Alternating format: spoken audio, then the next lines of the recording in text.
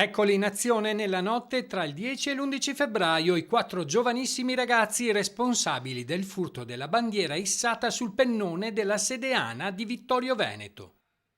Un gesto deprecabile da subito denunciato dagli alpini, che aveva suscitato indignazione in tutta la città. In appena 23 giorni i carabinieri della stazione di Vittorio Veneto, con il supporto della polizia ferroviaria di Conegliano, sono riusciti a identificare tutti i responsabili del furto.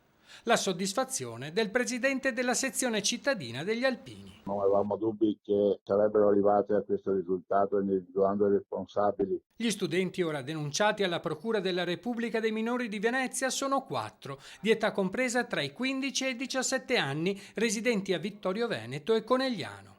Un'azione compiuta da giovani che stupisce e rammarica molti alpini. Mi spiace che siano ragazzi, probabilmente vivono in un mondo che non li aiuta a crescere. Il tricolore è presso la caserma dei carabinieri e io sono già stato invitato ad andare a ritirarlo, cosa che farò oggi stesso o domani mattina.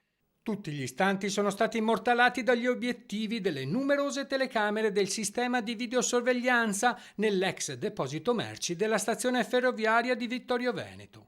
Pochi giorni dopo il riconoscimento si è concretizzato quando una pattuglia dei carabinieri stava effettuando un servizio di controllo presso l'area Fender. Uno dei quattro, fermato e identificato, dopo essere stato messo alle strette dagli investigatori, ha deciso di confessare, manifestando anche un pentimento.